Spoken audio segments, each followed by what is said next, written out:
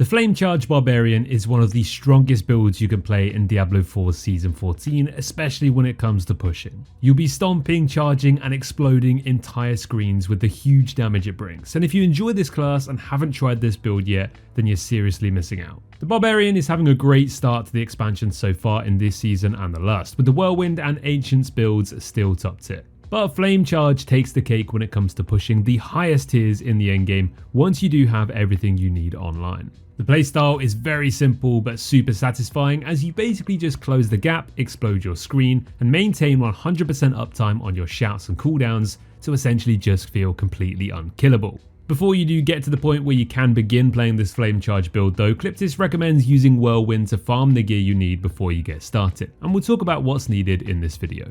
So the way the build works is that you aggressively will stack attack speed and cooldown reduction on your gear to transform charge from a standard utility skill into an unstoppable high speed mobility monster. You'll also be taking advantage of the burning damage from battering ram charge to melt down your enemies. The main item this build cannot function without is the Chain Scourged Mail unique. This works by disabling any brawling skills that are used, and once all brawling skills are disabled, they'll automatically reset. This basically allows you to always have your charge and ground stomp off cooldown automatically as long as you follow this rotation.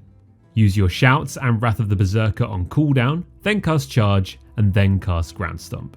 You won't be able to cast charge again until you cast ground stomp again because of how the Chain Scourged Mail works. So once you get used to the flow, you'll see how strong it can be. Now let's talk about Fury management. And the reason this build requires Fury is because of Ramaladni's magnum opus. This relies on how much Fury you have at the time of casting. So although our Fury management is rather low for this build, it is still very important. Ramalama Ding Dong is central to our scaling because skills using this weapon deal 0.2% to 0.4% increased damage for every single point of Fury you have at the moment of casting. However, you'd also constantly lose 2 Fury every second with this item, so to ensure you are always sitting at maximum Fury for peak damage, managing your resource generation is key. Ground Stomp is one thing we can use to get back some Fury, so this is your active way to replenish it during your gameplay loop. Then you can add Fury generation onto your helmet, chest, legs and boots, and stacking passive generation here across these 4 gear slots will help you counteract the negative drain effects from Ramaladni's. Then you can also grab a lucky hit, chance to restore primary resource affix on at least one piece of gear to give you a 5% chance to instantly restore a chunk when it does proc. Now let's have a quick look at gear, and there's 2 main variants to go for here. First up, we have the starter variant, which is perfect for when you're just getting into the endgame. This one is super accessible as it doesn't require any hard to obtain mythic uniques, although of course having the Chain Scourged Mail unique is a non-negotiable even early on. So if you don't have this, play something else until you get it. Then there's the pushing variant for when you have found all of the mythic uniques you need, and this version scales up your character's damage and durability to the point where you basically feel immortal whilst dealing ridiculous amounts of damage. Now regardless of whatever variant you go for, you're still going to be prioritizing the same gear once you have the Chain Scourged Mail chest. You want to stack as much cooldown reduction as possible, especially through tempers on your jewelry, allowing you to sustain Wrath of the Berserker indefinitely. Then to maximize your scaling with Ramaladni's magnum opus, you should go for Fury generation on your helmet, chest piece, legs and boots. And of course, as we mentioned earlier, a lucky hit, chance to restore primary resource affix on one of your pieces of gear to counteract the passive resource drain. Your arsenal selection should equip polearms, and your technique should focus strictly on two-handed maces. For your Paragon setup, kick things off on your starter board by socketing the Brawl glyph. From there, path directly into your second board in Warbringer with the Blood Feeder glyph too.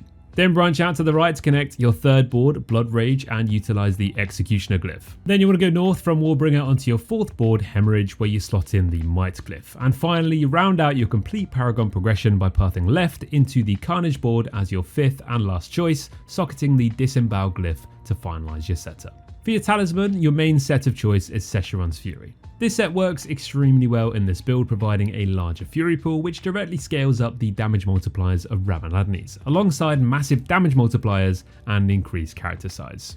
Plus, if you are lucky enough to obtain a Seal of the Diamond Mine, you can easily slot it in to unlock the highly beneficial 3-piece bonus of the Crucible set. When rolling stats on your charms, your main focus is to acquire plus ranks to brawling skills, boosting essential skills such as charge and ground stomp, and then after that you can just go for resistances to keep you tanky.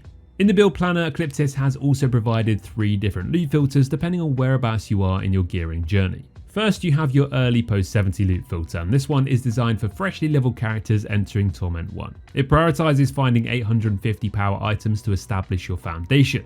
And key stats to watch out for will include early cooldown reduction and initial fury generation on your helmet, chest, legs and boots. Start enabling this build's playstyle.